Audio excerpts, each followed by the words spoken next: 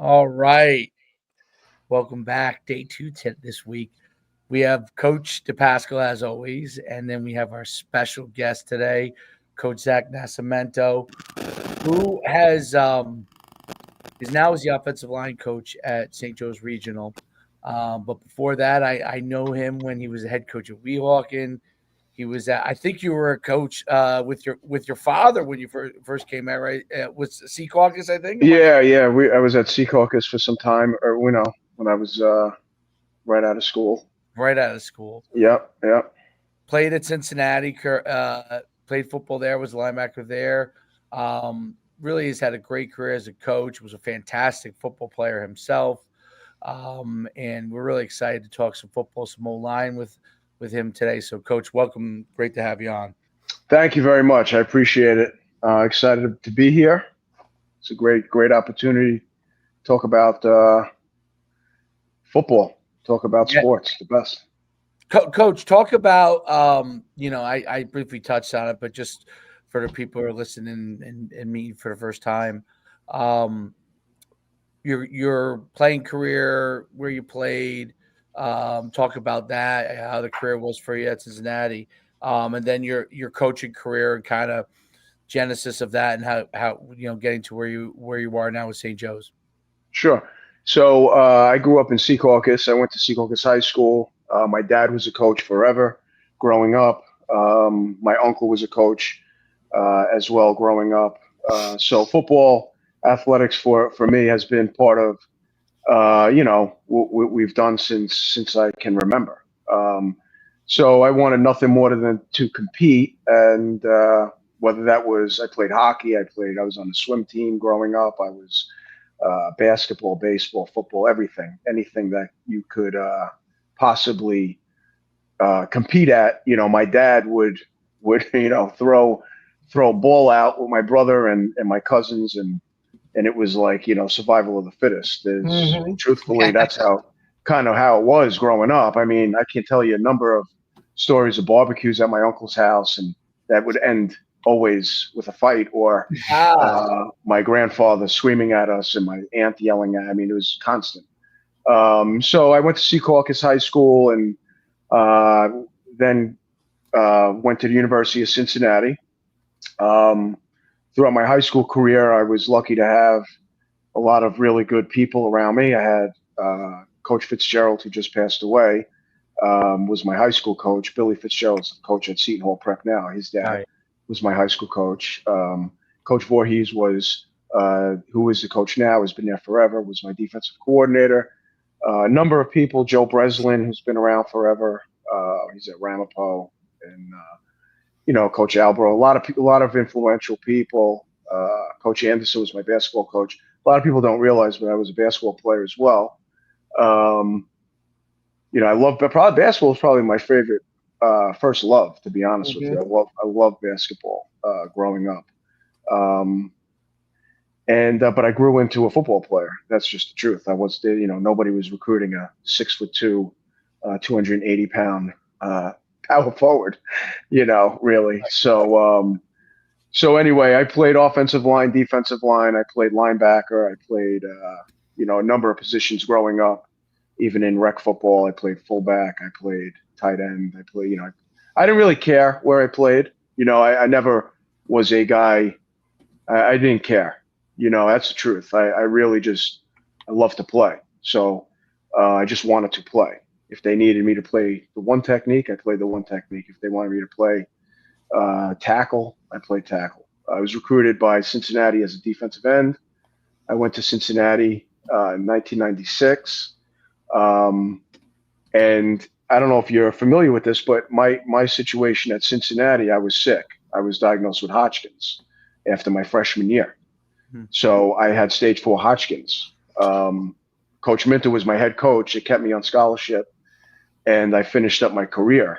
But after that, I was still around the program, and it was a very difficult situation for me because football was everything for me. And then at that point, you realize that football is not going to be there forever.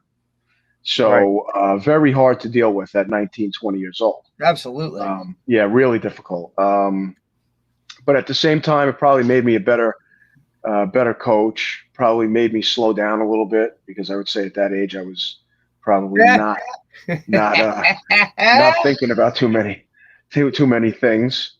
In hindsight, it probably was maybe a blessing in disguise, to be honest with you.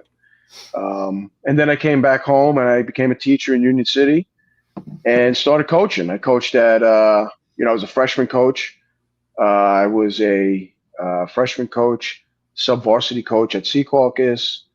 For a couple years, I went to Memorial with Brian Cooney for a couple years. That was my first varsity position. I was a linebacker coach. I was a special teams coordinator. I went to Emerson in Union City with Eddie Marinas. I was a defensive coordinator there for a couple years. Then I went with Coach Stinson to Queen of Peace when he left William Patterson at that time. Yep. Which was an incredible opportunity for me at that age to be with Coach Stinson and to learn. Learn is a nice way of putting it.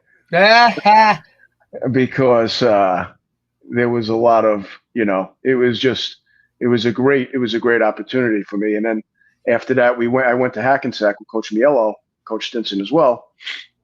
And again, another opportunity to kind of, go through, that's what I think a lot of times, a lot of young coaches, really need to probably, I was lucky in some ways to be freshman coach, the sub-varsity coach, the JV coach, the defensive coordinator, special teams coordinator, offensive coordinator. It's a process, I think. Mm-hmm. And I think it's a long process. And it's a lot of humility because there's a lot of things that, remember back in the day, we would go take a camera and go video the game, the scout. Of course. Yeah. Yes. And then I would come back and put the video on and get yelled at. Yes, because it wasn't good enough. Because it wasn't good enough. Right. And what the hell am I looking at? Absolutely. You're shaking. Yeah. Please. I'm looking at, What were you drunk? Like, what were you drunk? Right. And, and I'm looking at, and I'm like, I come back. I'm like, what? I gave up a Friday night. I'm the freshman coach. I got to fill up the water coolers. I got to sit like, what? I don't want to. Don't. I played here. I did this, and no one cares. You know what I mean? So nobody cares. No, nobody cares. So I think that part sometimes is a good thing, because when you get to a place, for example, like where I'm at right now, is just it's a blessing. It's an opportunity to be around really good kids and people, and I think you can appreciate it. I really do appreciate it. Yeah, 100%. That makes sense. Yeah. No, that makes a ton of sense. Listen, I remember when you were at Weehawken and how you turned that program around, and we were both, and I would say at the beginning at the doldrums, I would say the bottom of the barrel. No doubt. Yeah. Building it. We had some good battles for sure. Yeah, we did. We did have some good battles, and you were building it up. I was building it up, and I remember people used to just. At first, they all laughed at us taking those programs, but of course, the leadership's important, and getting really those kids, and that from growing up, and coaching in Hudson County, and obviously we were pretty close to that area. Those kids need someone to believe in them, you know what I mean? And that's what you did, which was really great, and really built those kids up, and you had some really great players too. So it's I see the route you've been going, and now you're coaching obviously at St. Joe's, and obviously you got now you have some guys to start with that are really talented kids to begin with, and you can really build them up and to take them to the next level. What was kind of your thought process after you when you joined St. Joe's? I think you were at DePaul Catholic before that. I was at DePaul. Yep. Yep. When from when you were being a head coach, deciding to go and be an assistant and be at some powerful programs like you're at now. Yeah. So I think that what happens is my time at Weehawken was incredible. I mean, and as your time at Pal Park, I'm sure it's really apples to apples. I mean, I could talk about a number of kids that I've coached at Weehawken that were incredible kids, and tough kids, and the community was awesome, and we had some really memorable, really awesome experiences there. So that part will never go away. I still talk to a number of those kids, and proud of, I've gone to weddings and so on. So that's really important. For me personally, my kids were getting a little bit older. My daughter was really excelling with basketball. And, I think that, as you get older, I think you kind of like, you have different priorities per se. Yep. And I think being an assistant coach was, kind of where I was at. And at the same time, you want to be around really good people. And, I love football. I just love football, and I love, that's the bond, that's the bond that you have with a lot of people. I mean, so, in football and everything, there's competition. And when you're out there, you want to win. I mean, it's like, there's no easy way out. It's going to be down to the wire. But at the end of the day, there's mutual respect for sure within this profession. So guys I've coached against like you, and we have mutual respect. I mean, it takes a lot of work to do this. I don't care if you coach where you coach. I mean, it's hard to coach. I don't care what sport you're coaching. I mean, it is hard to coach in this day and age. So, when you see other guys coaching, I think you have a mutual respect for sure with it. So, I kind of ended up in this. I pursued this. I actually went to Wayne Valley for a little bit with Roger Cutlars. Oh, you were okay. And I learned some a lot of good football from Roger. I think Roger is a tremendous coach. And then from there, I was with Bayonne as well. Jay Acero is my buddy I grew up with and did a great job. I was at Bayonne for a little bit, and then he became a principal. So it's usually how it goes. Yeah, he moved up, and then I'm very content being an assistant coach. I was not looking to be a head coach. And then I spoke with Nikki, and I went to DePaul, and I was there for 4 years, which was great. Tremendous experience there. Great time there. Great kids and so on. And then this opportunity at St. Joe's came up, and that's just that's life. That's the way life goes. So, but again, a lot of respect for a lot of people I've worked with and so on. But that's where I'm at. And now at St. Joe's, I'm with Augie Hoffman, and football is important, and you're with families and kids that that are committed to it, and it's exciting. It's an exciting time. That's what I think. It's super competitive. No doubt about it. It's you are in the highest of the high class when it comes to not only New Jersey football, but on a national level too. That Big North Conference is no joke. What I think a lot of people don't really understand is how many really good high-level schools are within about a rock's throw of each other, and you're all competing for the same dudes, and you're literally. But the best part about the whole thing is, I think, like you were talking about, Coach, the respect factor within each one of, it's not, there's no like animosity or like whatever. Everybody's cool and just understands that we're all trying to do the same thing and support all of the kids at the same time. Right. And I just think that's what's different.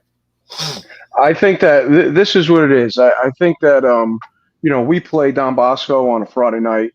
We want to win. We did not like Don Bosco, right? Right. But at the same time, you have tremendous respect for them.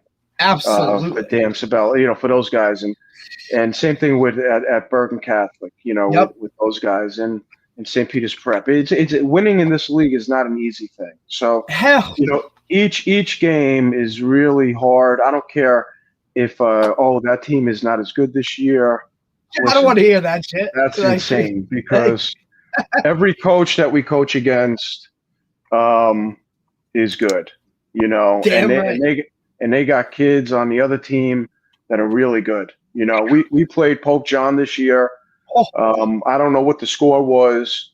I know we won pretty big. I forget exactly, but every time that kid, I believe it's Tyreek Hill, touched the ball, I mean, he could score on every play.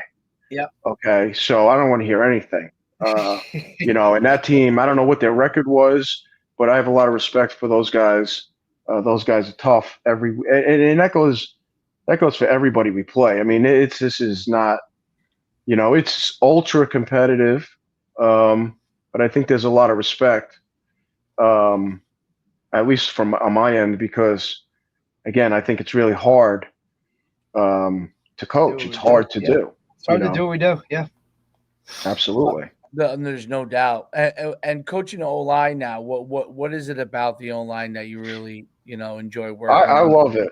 You know, I love the coaching the offensive line. That's truthfully my passion. I love it. You know, and I have to say, because, you know, the offensive line is a little different than everything else, right? It's its own little world.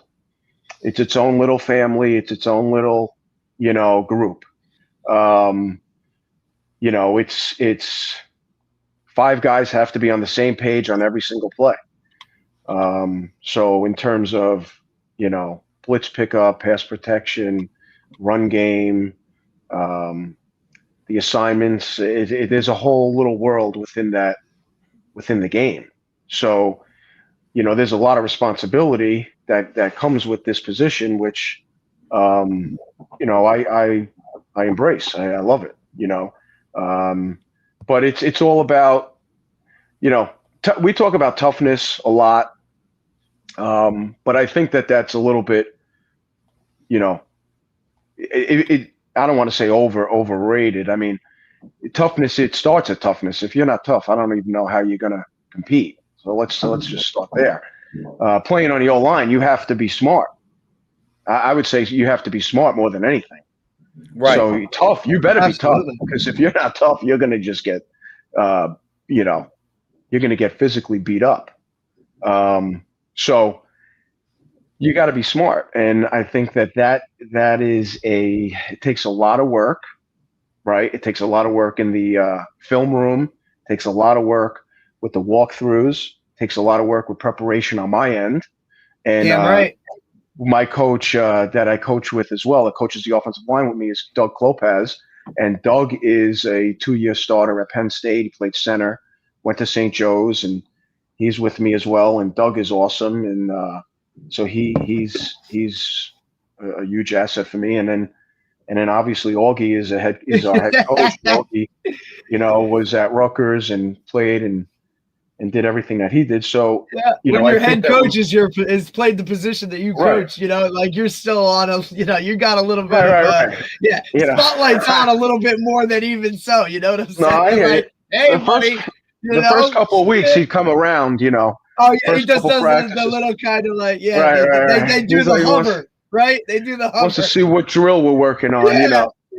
And it's like, is this good? You know, I think this is good, you're like, you know?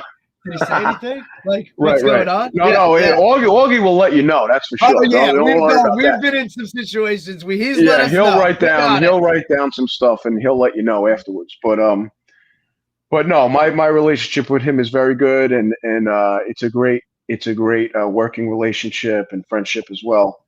Right. So, you know, I think we have a good group of guys, and to be honest with you, it's a lot of the academic part.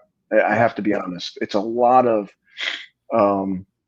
you know, identifying personnel, identifying different packages the defense will bring in, who their blitzers are, you know, what the frequency is going to be when number 21 is in the game per se, and it's third and medium, third and long, and what our protection should be. And, you know, there's a lot of that, and there's a lot of dealing with the running back, have to also be an extension of the offensive line. So there's a lot of meeting time. There's a lot of walkthrough time. We're in inside run. We're in blitz pickup. But if I have to, like, flip the switch for you during that, then you just probably can't play. Because when we're in inside run, and we tell you, it's a 4-play rack, and we're running power 4 times in a row at the first unit defense, and you're not really ready, then that tells me a lot of what I need to know, because Bergen Catholic is going to be here on Saturday, and I can't find out on Saturday, Nah, right. It ain't working like that. It's not. So I think we have a good, in terms of the process, Sunday is a breakdown day, Monday is a install day, and we, obviously everything now is so different than Dave and I.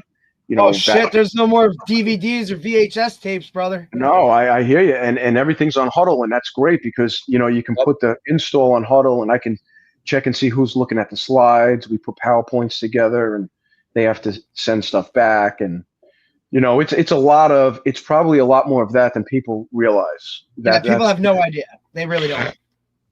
No, it's a lot of that. Yeah. Well, especially since now you can prepare more because there's so much accessibility to information, and you can get all the information you need and filtered, and you name it. You know what I mean? Absolutely. It's awesome. It's awesome. It's actually like cheating. If you amazing.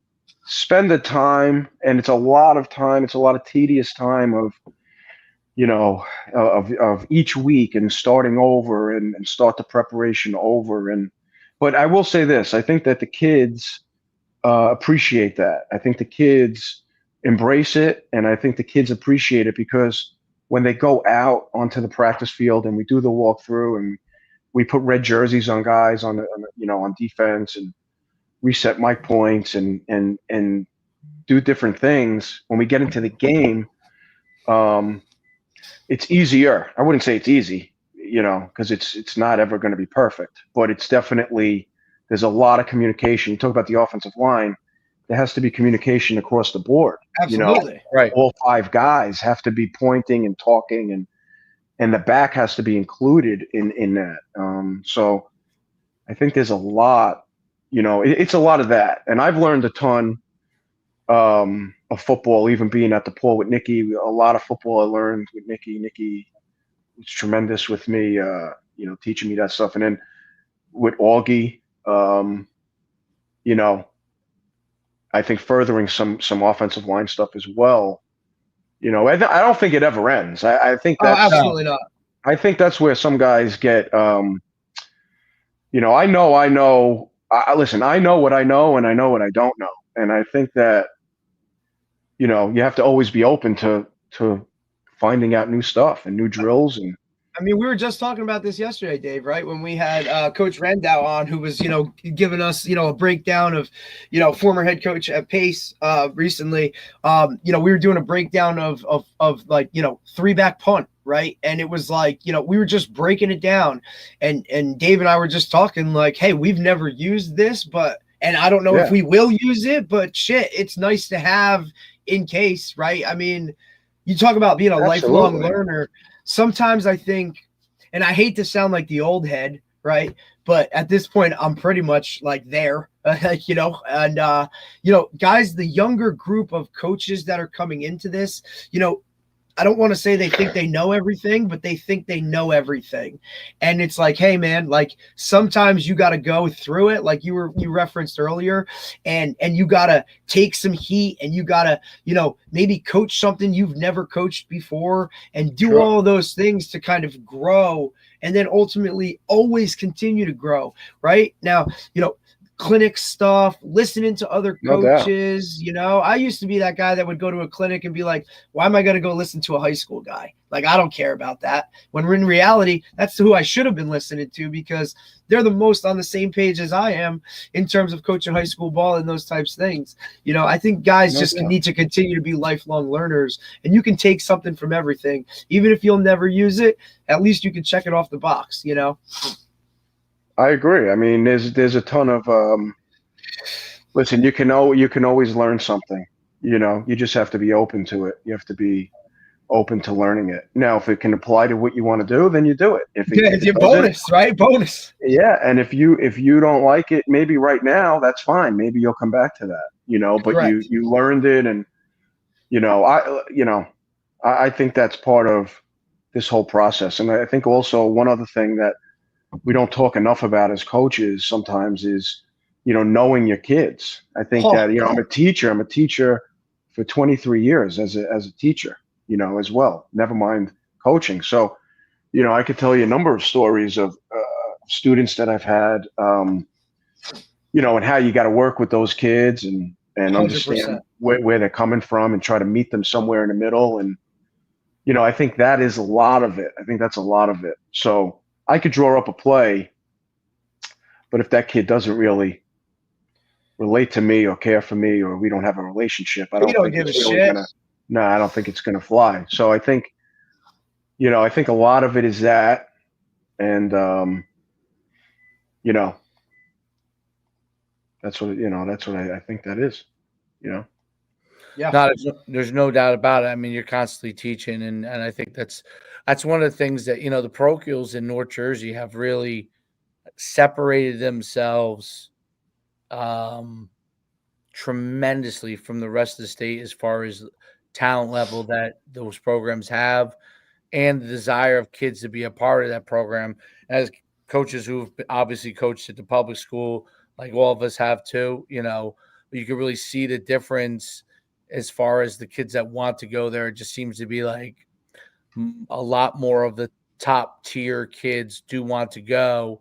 And part of it is because they want to be, and you can correct me if I'm wrong, they want to be around other kids that are kind of like-minded to what they are, which may not have been a thing it was a thing definitely when I played and when you played in high school. Yeah, but not like now, right? Not like now. Yeah. And not even, it was a little bit of a thing when I was at Powell Park and you were right.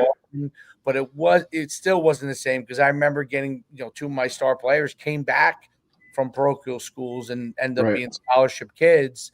That's much less the case now. Like they're really once they're going in that direction, they're committed to really a certain level of play that they expect of themselves and competition that they expect. Talk about that you've seen over, obviously coming from public school. Yeah, no doubt.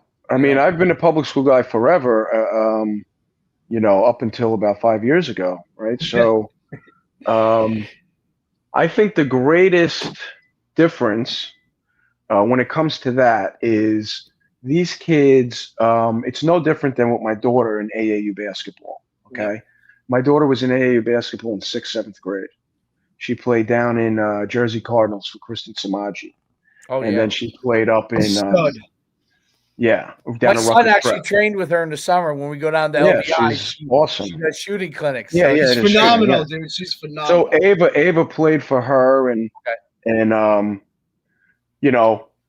Rutgers Prep was probably a thought, but then it was far from where we live, Secaucus. So she ended up going to IHA, and she played for AAU. Listen, not a bad spot, buddy. Not a bad spot for girls hoops. Shit.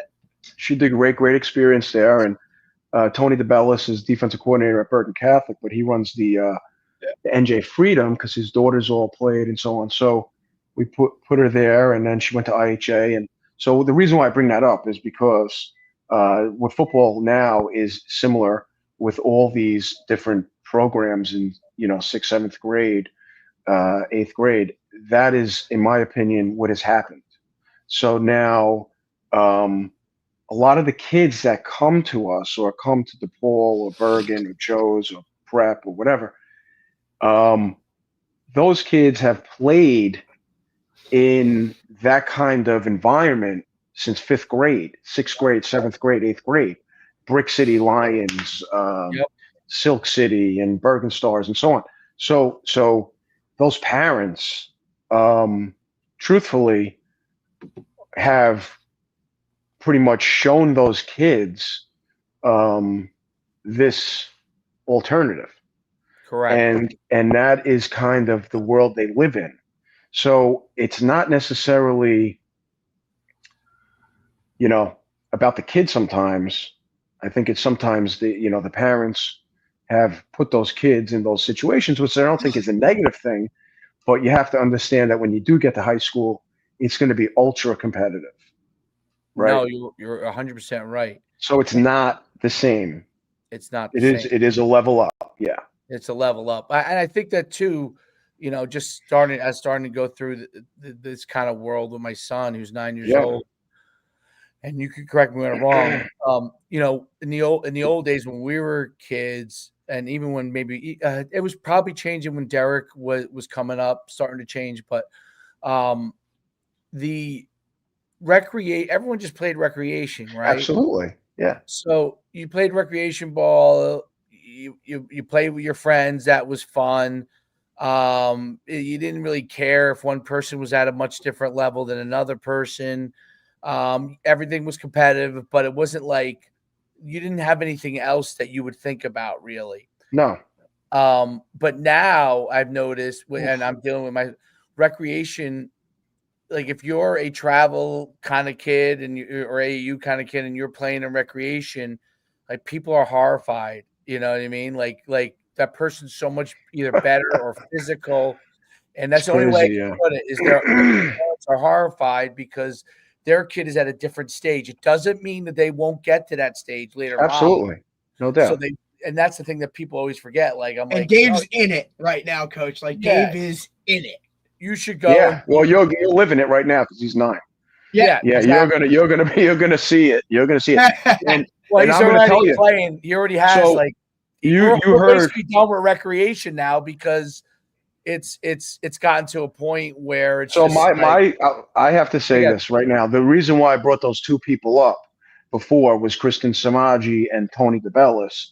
And the reason why I brought them up is because I as a parent, I was very confident in them.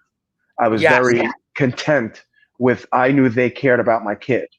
And I knew that they were going to coach my kid. And I knew that they were going to run their program a certain way. And I think that, put your kid around people that are going to, have the best interest of your kid instead of trying to win, an AAU tournament on a Tuesday. Right. Exactly.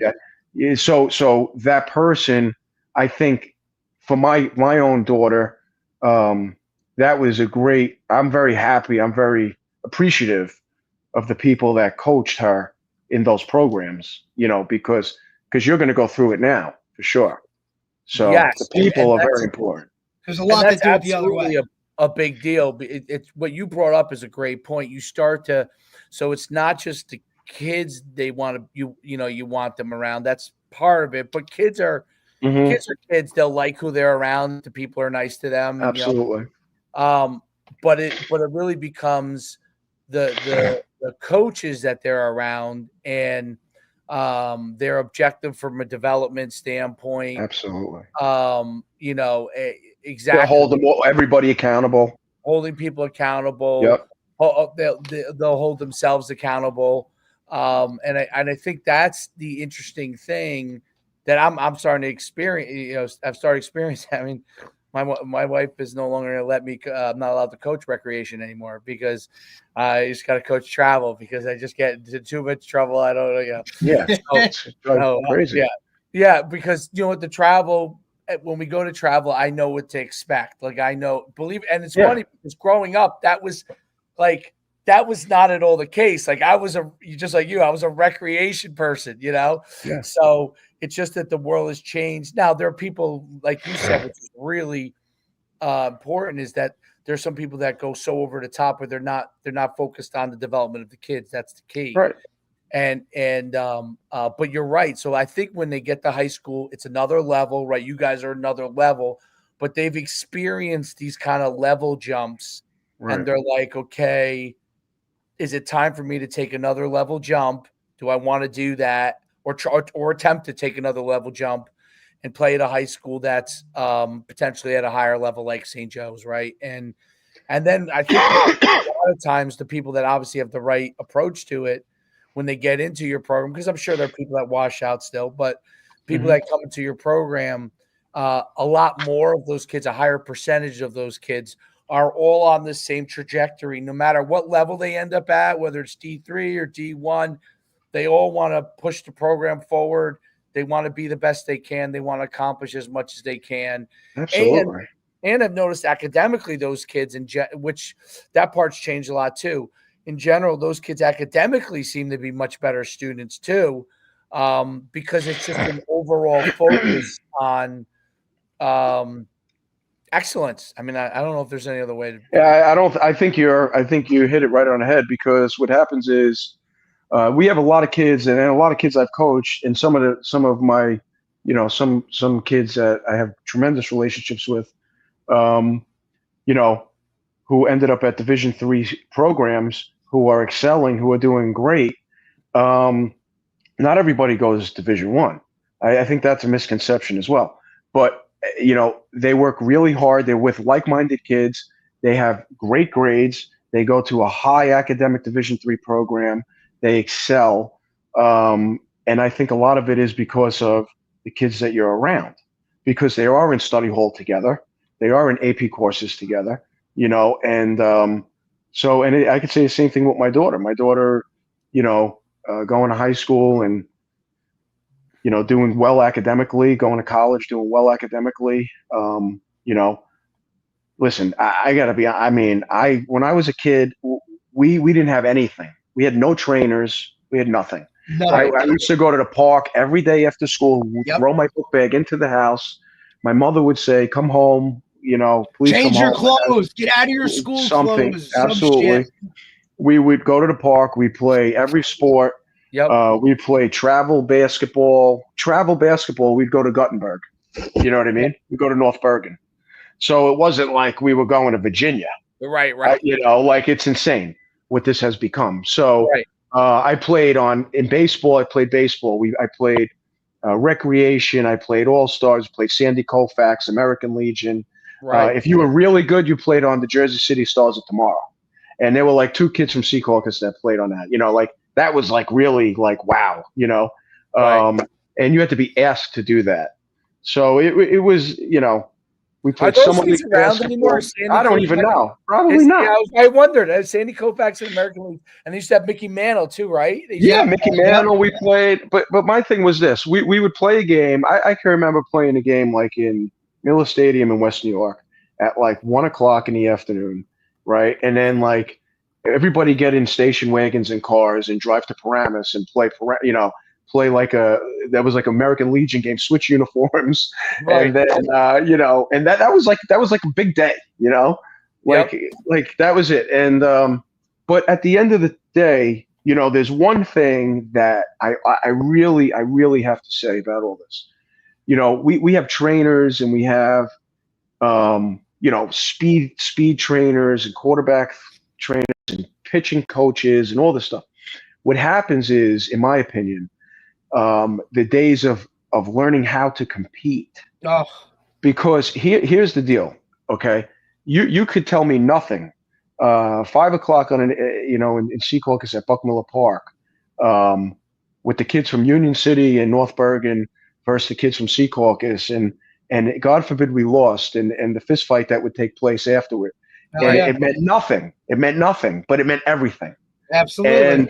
And that's the part that I get goosebumps now, even like thinking about. But man, it was survival of the fittest to the right down to it, and bragging rights, and everything meant that competing.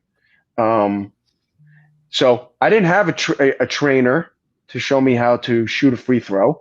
I went out and just shot free throws. Right. Or your old man told you how to shoot a freaking free throw. My old man is a whole nother story. So he would bring me to the basketball court and beat the hell out of me. Well, and he would tell me, and in he a would positive say, way, people, in a positive way, not the way we're come on now. No. Yeah, well, it was tough love. He would say, right. I would be like in 7th grade, and he'd say, let's go 1-on-1, no fouls.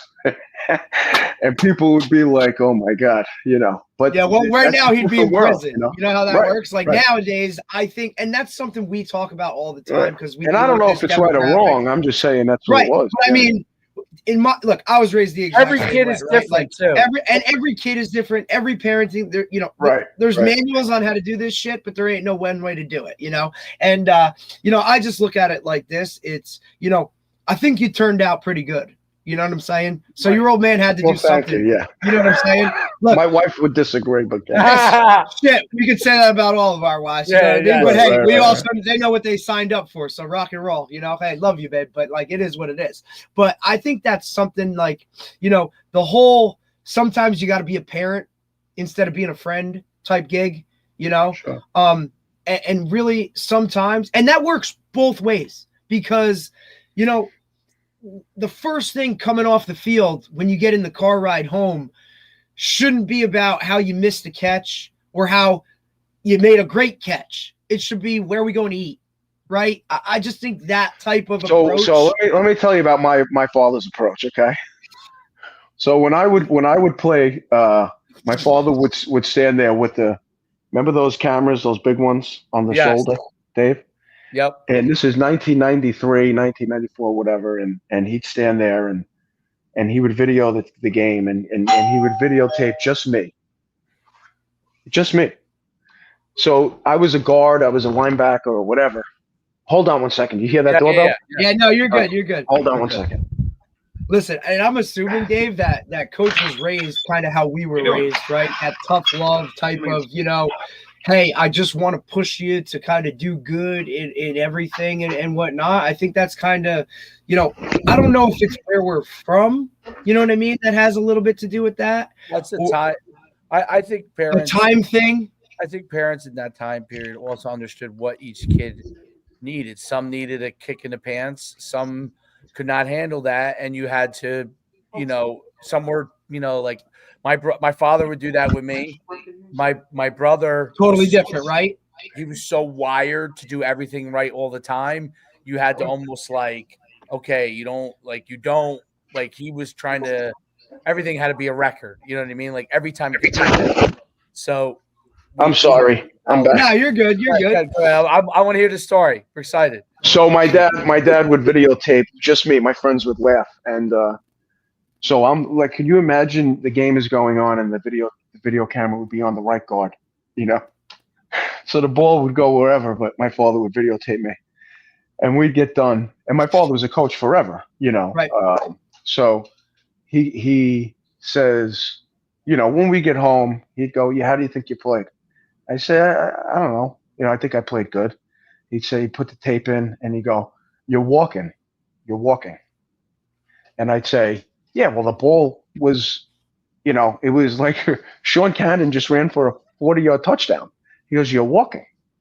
I go, okay, all right, whatever. And then he'd say on defense, you know, I'd go, I'd make a play or it was lazy. And he'd say, it's not enough. It's not enough. And it was never, ever about making a tackle or blocking the guy good. It was never about technique. It was more about your body language or look at your attitude. Look at you walking. Who are you yelling at? Who are you yelling at? Who are you to be yelling? And it was a lot of that. And, you know, it was probably good. You know, it was probably the right approach. It was not really about whether I won or lost or talking about the other teammates or comparing me to anyone else ever. It was more like, you know, you want to play at a high level. This will not cut it. Because my father at that time was coaching at St. Peter's Prep. So he was with Rich Hansen. And I was going to say, is that Coach Hansen still? Yeah, that guy was. So he was with him for, you know, and that's his good friend, and that's like family anyway. But he would say, listen, I'm just letting you know, this is not going to be good enough. So, you know, in each year he would challenge me with this and that. I remember one time I wore red gloves. I was like a sophomore. I was playing offensive line. Remember the Newmans? Those are the hell yeah! Those wide receiver gloves. I put those on. My father, after the game, he quotes, "Who are you?" I said, "What do you mean?" He goes, "You're wearing red gloves? Who are you?" He goes, "You better play like you wear red gloves." So it was not. That was always the comment, right? That was always the line. My father was hard on me. But it wasn't from a standpoint of, you know, to statistically, I should say. It was, you know, team, be a good teammate, play really Always. hard. Yep. And, you know, my daughter probably could tell you a lot of things that on the car rides home with my daughter, I usually say a lot of those things. I think that all of those things are more important, in my opinion, than Absolutely. the guy. You're going to yell at a guy for dropping a ball. He knows he wants. He knows he dropped the ball. That's the most. I love when I go to these camps or clinics or whatever. And the guy drops the ball. Catch the ball. You think that poor bastard that just dropped that wide open deep ball knows he shouldn't have called? Like, come absolutely. On, even I have offensive linemen that give up a sack. Right, the kid is going to Tennessee, and my kid's going wherever he's going, and he comes off the field, and I say, no, okay. You're good. All right. Next play. Here we go. Exactly. What am I going to yell? Don't give up the sack. Of course, he knows he doesn't want to give up the sack. So, you got to correct it a little bit, but you got to, keep his head up and keep him moving. I think that's a lot of it. 100%.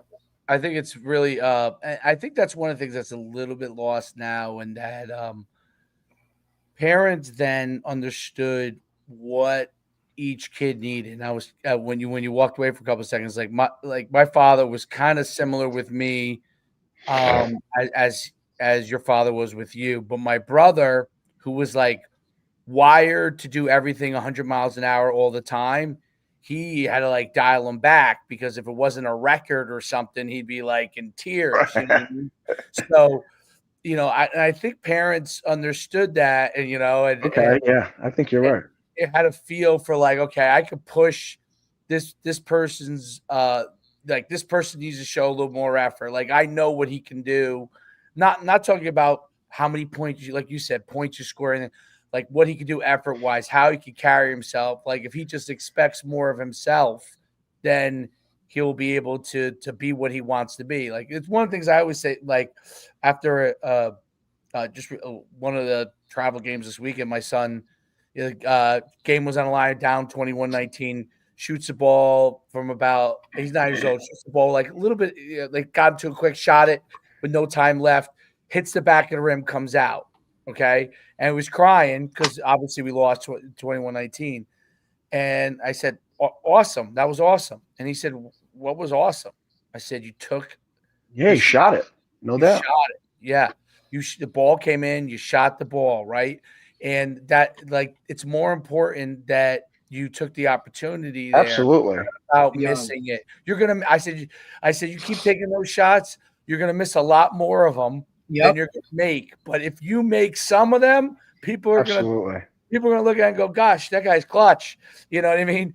Because no doubt. That's how it is. It's about taking it. And it's about, like, it's being able to carry yourself the right way, the effort, those kind of things are important. And then, as a parent and as a coach, like understanding what each kid needs, just like on the offensive line, like you might have a guy that you need to stay on all the time. Oh yeah. Yeah. Oh yeah. You always got one. And then you got a guy that you don't have to ever say anything to. Right. Right. Kids are like, how come you never say anything to him? So this past year, I mean, I could tell you a lot of, we've had a lot of guys, but this past year, I can tell you, I had a kid. His name is Elijah Diaz. He's probably 6'7", 315, 20 pounds. I would, very difficult. I was very hard on him. Okay, let's say that. But he was not ready to play at the level we needed him to play early in the year. But we had some injury, and he stepped up, and he ended up playing the last 5-6 games. And when I tell you, I can't be any more prouder of him for taking the coaching, taking the instruction, and a lot of it was the academic part of it. It wasn't the toughness part of it or physical part. It was more about getting acclimated in a certain spot. Left tackle, left guard, we weren't sure, and had some injury and different things. But then understanding the protections and the run game and all the different stuff. So he actually did incredible. He's playing his best football at the end of the year. He's going to go to a post grad place, I believe somewhere in Connecticut, and I really think he's going to have a great career. Someone will pick him. He's just kind of like, I think Trending. on that. I do think. Now, he would get yelled at every second of the day, all day.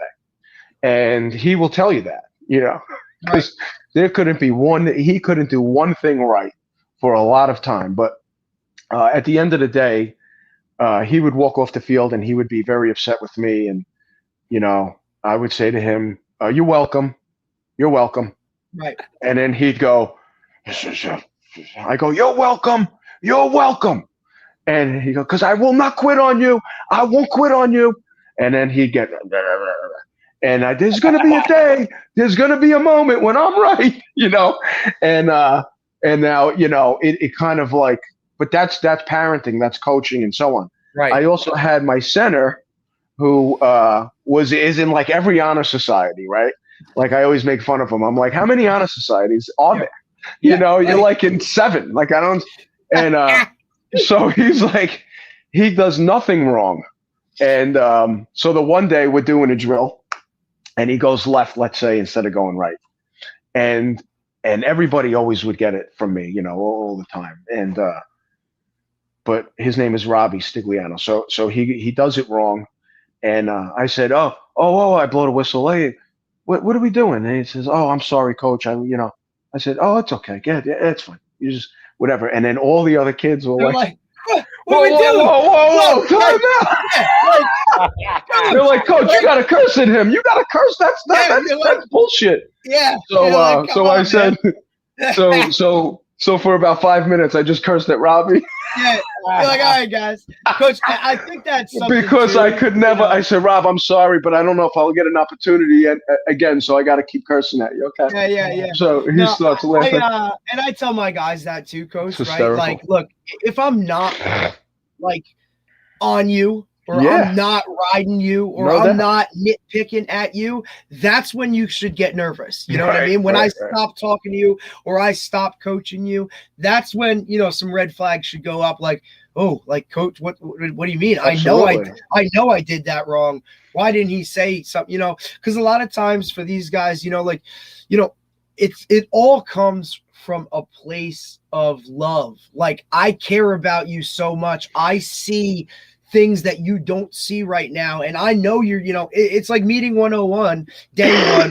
Look, man, you're not going to like me 90% of the time, but in 5 years, when you're wherever, you're going to look back and say, you know what? That guy might've been okay. You know what I mean? Like, I appreciate it. They hated me for sure. Oh, hell yeah.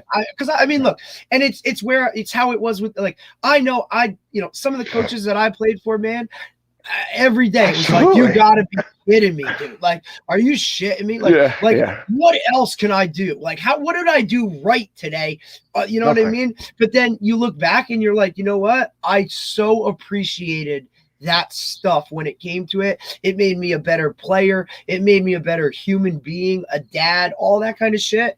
It all factored in. So get nervous if your coaches aren't on you, fellas. Like, I also think that I agree 100%. I mean, my son is with me every day. He's the best GA in the country, dude. He's the best. So Zachary, I think that's also helped me as a coach as well, to try to understand, when to pull back a little bit, right, as a parent, and understand that we are educators more than anything, because I'm a high school football coach. It's not, I'm not coaching the Giants. I'm not making $15 million a year. So it'd be nice, but yeah, that would be great. But I love what I do, and I think that always has to be the most important part. And I think as you get older and your kids get older and you get a little bit, different experiences, I think it does help me, I should say, personally, it has helped me as a coach. I think it's, because I think when I was younger, for sure, it was not much of a line. I think I would definitely push it for sure. And I think that's, I think I'm getting old.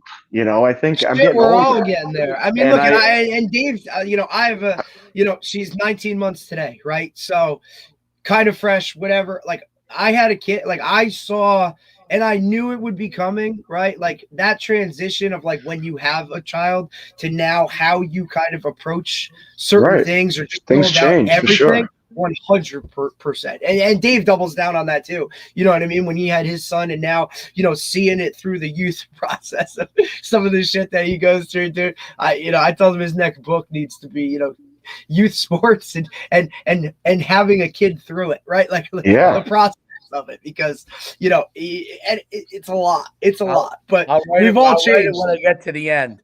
Yeah. And if I survive, who knows if I will.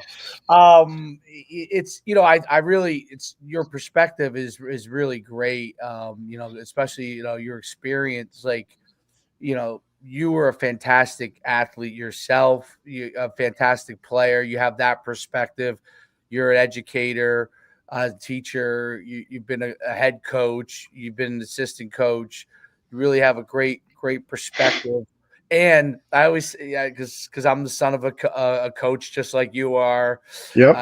And Derek is as well. And it's like you have kind of a different perspective, because you saw your father coach other people and coach you, and it kind of puts you in a different perspective on things. You're like, dude. Yes. So, it's yes. I remember this running track. I remember this in high school. And there, just like your story is so funny. Like my father would coach me in track, and football was obviously what I really loved. Track, I liked track a lot, but I didn't love it like I did football. And he was the track coach, and my father he still coaches today. He's 84. Yeah. It's insane. Still going, dude. Loves track, right? That's everything. It's awesome. Man. So it is. It's awesome. So we would get in, and he always, had me do all these events, and he would push on me and be all over me. And we had a sprinter. I was our hurdler, jumper, and we had a kid who was a really good 100-meter dash kid. And this is, of course, the early 90s. He had long hair. Okay, I mean long hair, like long blonde hair.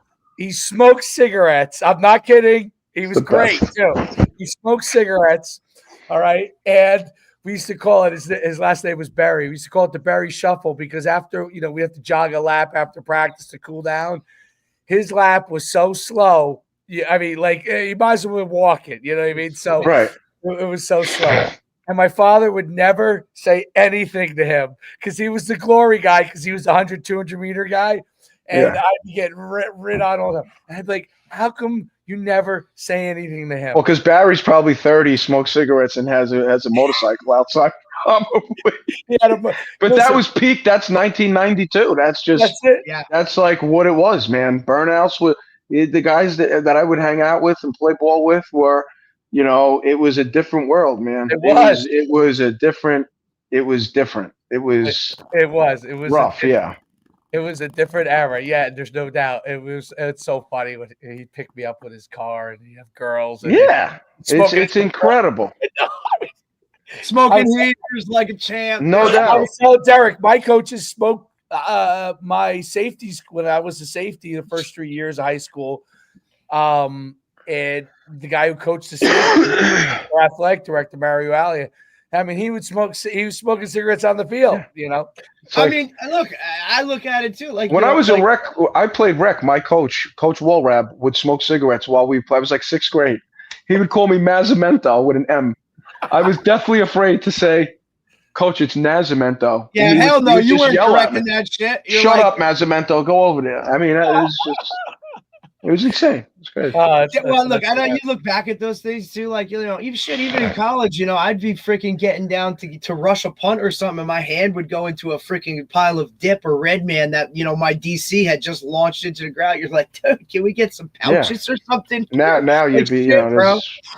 Oh yeah, different world. Lawsuits and different world. Those were the days too of like, hey, you guys aren't doing shit right. That means you're not getting water for practice. Like, listen, no water. My coach is Coach Fitzgerald. I had one of my buddies, Patty Maxwell, was one of the captains in high school. He would drive. He had a Ninja motorcycle, and he would drive his Ninja motorcycle to practice. And we'd be all standing on the field for captain's practice. Remember captain's practice? Oh, yeah, because you weren't allowed to see your guys till August. Right. Meanwhile, Coach Fitz was in the bleachers and walking around the weight room, whatever. But he would be like, I'd say, hey, Coach, there's Patty. He'd say, oh my God, this kid! Like they would never get yelled at because he was like they were like scared of him. It was like a different world, man. It was just different. It was almost like they admired their rebelliousness, like right. that. You know? It was almost like, well, we have an edge, you know. I guess we have an edge. Well, he gets off the bus first. You know what I mean? Like full maybe beard. we have him ride his ninja through his name. If he rolls up with that, he would actually drive with his football helmet on. Right, he didn't need a helmet. It was insane. There's Hudson County, buddy. That era was the Bad News Bears era, like when the guy Kelly would drive up on a motorcycle at 12 years old. Yep. Drinking beer on the metal. Drinking a beer. And I laugh because I know the way we came up and the way, and you know, it's so crazy. And then, you know, like you with your son, you're doing everything that way, like I did with my daughter. Right. Yep. And I talked to my buddy just actually not too long ago that I grew up with, and we laughed. We're like, could you imagine we had like trainers and like speed coaches and coach, even the access to like be able to go on YouTube and pull up drills and do all that, or just watch tape. You know what I mean? Like that. I used to like ask to be excused from phys ed so I could go in the office and watch tape. Right? Like we would legitimately millimeter days, the 60 mil. Did you what year did you graduate high school? 96. 95 was my last video by then. Season. We had VHS, Yeah, you had VHS. My first highlight tape as a junior was on VHS. VHS, Well, I was my high school years. This is funny. And Derek heard this, I think, once or twice. I've mentioned this before. In my seat, all the way from the time I was freshman senior, we watched everything with 60 millimeter. Now in the early 90s, college coaches had switched to VHS, like 91 and 90, 91, 92. But we still had 16 millimeter. Okay. And in order for me to get recruited, it was impossible to make copies of those. You had to go to a place. Like a facility. Who did we have on, Dave, that talked about it? Was it Coach? Who was talking about it? Patterson Catholic. Remember, Coach was talking about it. He's like, Benji was from that era too, right? But it was yes. When me and Benji used to exchange film when I first became the head coach at Saddlebrook, and then when I was an assistant early on, we everything was video. But when Benji probably is maybe a little older than me, so he was definitely probably that era. But the funny part was when I was getting recruited, we didn't know what to do because you couldn't make copies fast enough, and now people were starting to send out film. So one of the parents, I was the tailback, my fullback, his parents filmed all the games on VHS up in the stands. Yeah, and we had to take a couple of those games, which mostly was following the game, but he was still following his son most of the time. Right, yeah. Luckily, his son was blocking for me most of the time, so we were able to send it out. So you're together. And look, there was no highlight, shadow, spot, circle, or arrow. There was no tight shot from the end zone, dude. Like, we're not working. There was no highlights, which was an important thing that's different than now. Because, it was just game tape. Well, listen, if they saw something on game tape that they would come. Then they would come and check you. If they didn't like, come see you. Were walking. If you what your father was doing with you was really preparing, because back then they watched the whole film. So if they saw you and the play went away and you were walking around or you weren't chasing, like you wouldn't know why that school wasn't recruiting anymore. But knowing what I know now and everything, that was the reason why. Like they didn't like something they saw, not about your touchdowns. He would tell me. He would say, you don't get a second chance. There are no second chances. So you don't know when your chance will come. So you better be ready for it. And there's no second chance. So it is what it is. You know, that guy's here. Somebody might be in the stands. And if they don't know you, they better know you when they leave. They better know who you are when they leave. So that's what he used to say to me all the time. He would say, my number was 58. He said, if they don't know who 58 is, when they walk in, they better know who 58 is when they leave. And that's what he would say. because back then a lot of it was, again, word of mouth, and a lot of it was reputation, and a lot of it was, you got to do it. And then if you do it, whatever that meant, that might get someone talking, and they might come in and see you. And it was always too, for us, it was okay.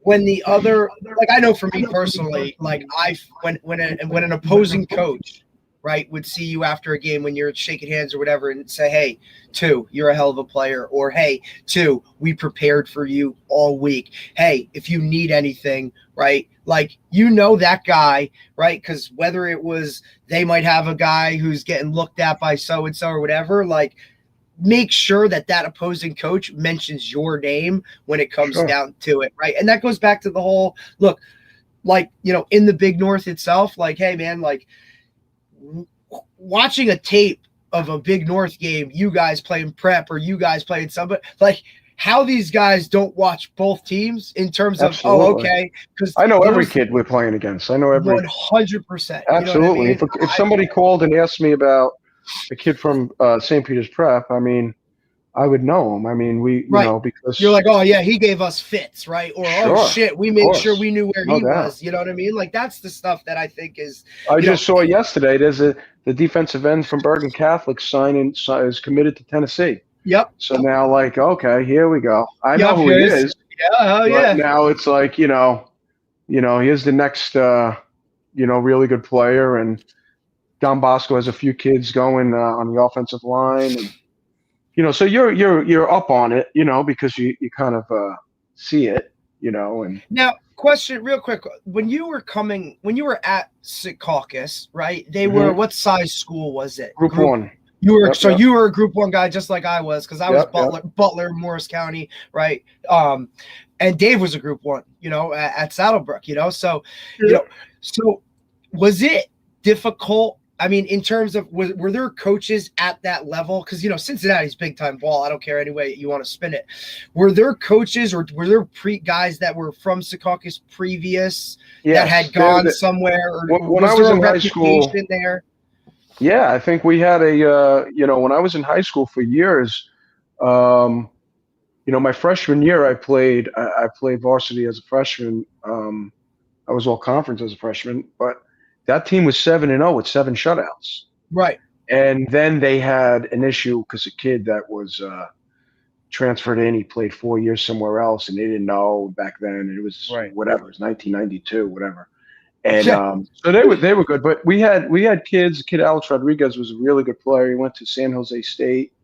Wow, you went all the way over there back then. That's wild. So what I mean is, in like Ray Lucas played at Harrison. That's right. Yep. So like during that time, like it was Jason Miletic was a Pal Park guy. Went to Cincinnati. He was a little older than me, but during that time, it was not like now.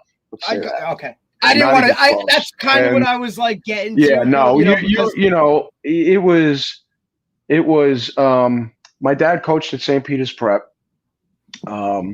St. Peter's Prep, for the most part, was made up of a lot of guys from, Bayonne, Jersey City, North Bergen, for the most part like that. And, I think the Catholic schools were more like regionalized areas. And 100%. It's not like it's totally crazy now. But we're Central Jersey, and there's guys going like you're getting 5 of them. You know what I'm saying? Right. To Montvale. Think of that. So.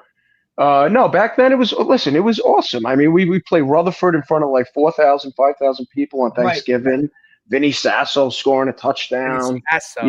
Six tying them. That's 6-6. when you had. It's awesome. It was awesome. Right? Like Lyndhurst, and all that shit. Oh, we would play Lyndhurst on Thanksgiving. Vinny Sala from Lyndhurst scoring touchdowns, and then afterwards everybody go have Thanksgiving dinner, and that night go have a fist fight with everybody on Ridge Road, So it was like, that was like, I don't know. I'm not telling you it's right or wrong. I'm just saying that's what you're just saying what it is. You're just saying right.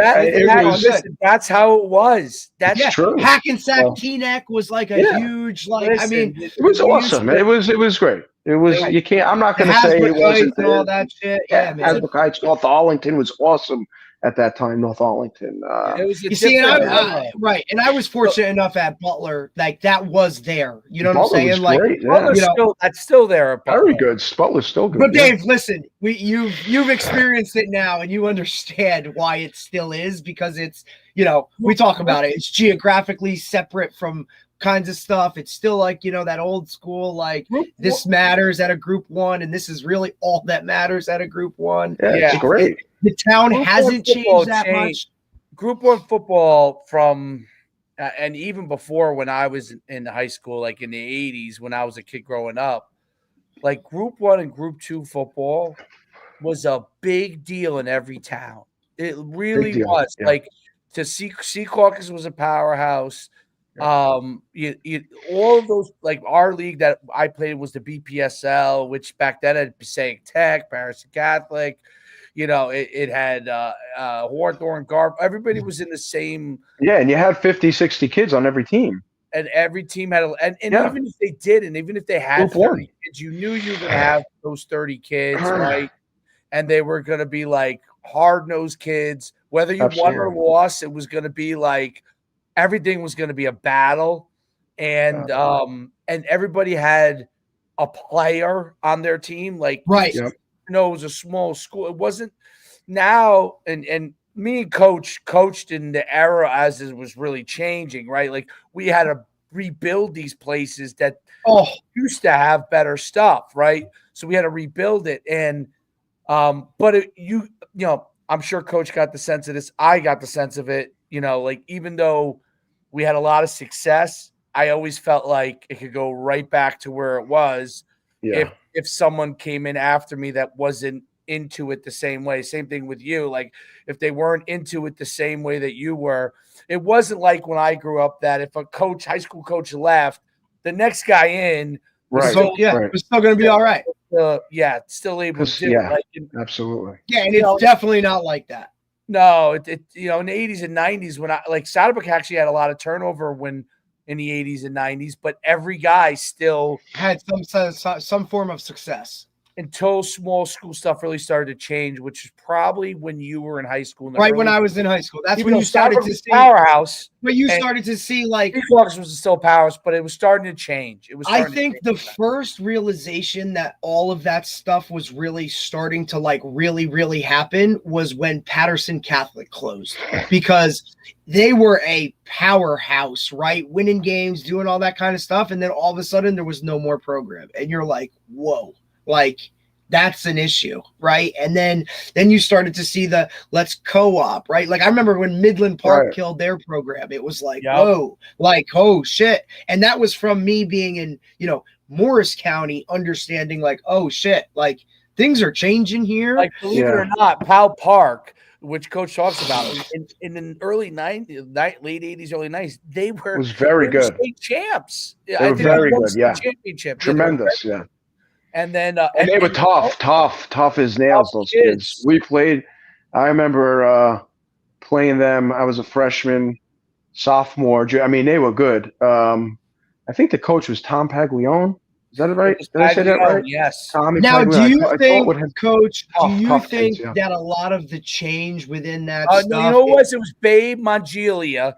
Okay. And Babe then Mongelia. Paglione came in, I think he might 95, have been 90. assistant. Yeah. Okay. Do you think because the just the socioeconomics of the towns are changing, that has a factor into like, say, you know, why Secaucus isn't that same what they used to be? Or do you think it's more of like that push to, hey, the best player from Secaucus is going to go to St. Peter's? I think it's a combination, truthfully. Because at the end of the day, I think kids are kids, and I think that regardless of the, you know, dynamic and you know, of what it's made up of, demographic, I don't, you know, kids are kids. If you teach them how to down block a 3 technique, they'll do it, you know, regardless of what nationality they are, whatever. But I do also think that that's a great point. Now you filter in, you know, the Bergen Stars have a team, the opportunity, and, right? Like those AAU football programs that are now you don't have. I have no doubt. I really think that a lot of times that a lot of people think like the Catholic schools are stealing the kids or taking the kids. The truth is that a lot of times the parent they come to is you calling me. Yeah, and that's what I tried to explain. And that's the truth. That's the truth. And that just was like I did with my own daughter. Right, so, but that was the biggest. That was the biggest eye opener for me. You know, when I got to Depascale in 2012, was hey, I've always been a public school guy. Like, I don't know how to now go and get those middle school kids to come. And, you know, it was, dude, you put on your polo and you show up to a middle school game, and that's all you have to do. Like, they'll come to you, and then we can go through it. A lot of times, I don't even know, you know, like, there's just a lot of, it's just a lot. It's a lot. It's a lot of parents. That's the truth. So you're trying to deal with them because you're trying to deal with, like, you know, I don't even know your kid. Is your kid good? You know, and the parent is like, oh, it's really good. And you're like, okay, well, we'll look at him, you know, I guess. Okay, thanks. All right. And then you were like, wow, this kid is really good. And then, you know, mom tells us that they're going to go to 4 other schools too. And we're like, okay, well, you know, so it's a lot of, that's the truth. Yeah, that's the truth. So the parents, and I don't think I really fault the parent either, because I'm a parent. You've been there. And your daughter was on that level. No doubt. Right? So I was very like defensive of my own kid. So I don't necessarily you know, blame them per se. 100%. You know. I say it to Dave all the time, you know? Like, I say that to Dave, you know, all the time. Like, it's hard because, look, like, you're a parent. You obviously, you know, it's hard to take that step back and be like, yeah, my kid's not good. Who says that? You know what I'm saying? Or, you know, I get there's a line of, like, reality of, like, hey, my kid's not going to Alabama. But, you know, you never want to tell, like, hey, you're a D3 player. Like, those guys take that and it's like, oh, okay, you know, what are you saying about my kid? It's like, I'm not saying anything about you. And I got to tell you, you know, like, I'll tell you another thing. Like, I laugh because they say, even with Division III, like, you know, they don't get that. They don't understand that. You know how hard it is to play Division III. We talk about it all the time. Like, you're still only 7% of high school football players that get to play at that next level. Really hard.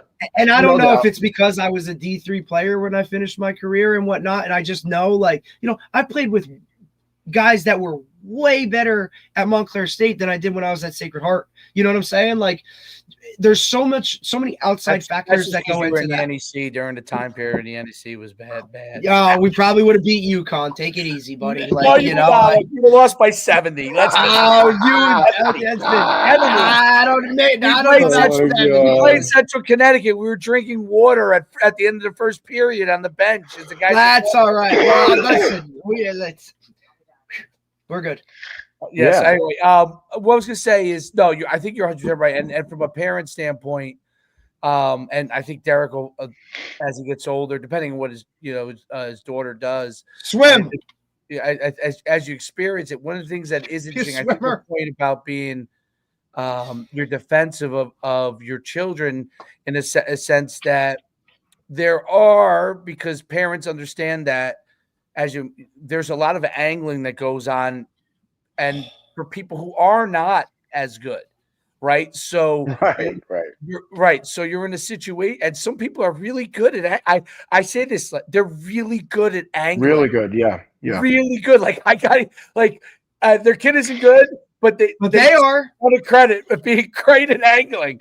You see that happening, and you're like, well, hold on, like I'd like to speak to the coach as myself, a coach, and say, hey, this is what you want to say, hey, this is what my kid does well, and this is what he's got to work on, or she has to work on. Sure. And you're thinking about it from yourself as a coach, how you would look at it. But you got parents who are great at angling who are just selling pure roses, and you're like, okay, well, I think my kid belongs here. But you don't, you're trying, and then all of a sudden you get a little defensive because you're like, well, wait a minute, like, I don't want to have to take a stance on this, but here's a stance. This is the truth. Like, this is the truth here. Like, this person. So I will say this. I'm going to say that goes back again to putting your kid around someone that is really going to be objective, really going to be, right. Some people don't like Augie Hoffman, right? No shit. Because why?